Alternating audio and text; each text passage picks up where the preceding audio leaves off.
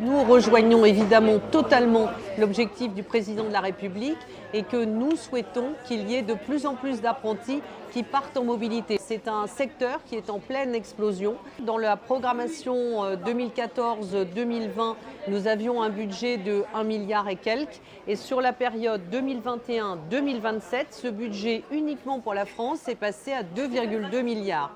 Ce qui permet aujourd'hui en France de financer 140 000 mobilités par an. Il y a environ une vingtaine de pourcents qui correspondent aux jeunes du public scolaire et de l'enseignement et de la formation professionnelle. Donc le diplôme européen, là c'est dans le cadre plutôt universitaire et ça fait suite aussi à la création des alliances d'universités européennes. Et dans le cadre de ces alliances d'universités européennes, 50% des étudiants devront avoir effectué une mobilité de 6 mois environ dans un autre établissement membre de l'alliance.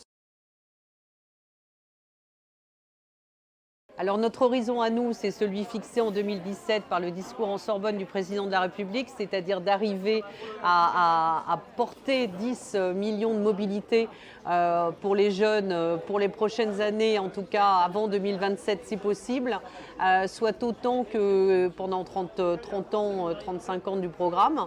Donc ça, c'est la première chose. Notre deuxième objectif pour ça, c'est d'arriver à convaincre que l'impact d'Erasmus est réel et change totalement la vie de celles et ceux qui en bénéficient. Et puis ensuite, notre troisième objectif, qui est celui du programme à l'origine, c'est bien sûr de faire des Européens, puisque en général, quand on fait Erasmus, on prend conscience de ce qu'est l'Europe et de cette richesse et de cette force de ce que ça représente.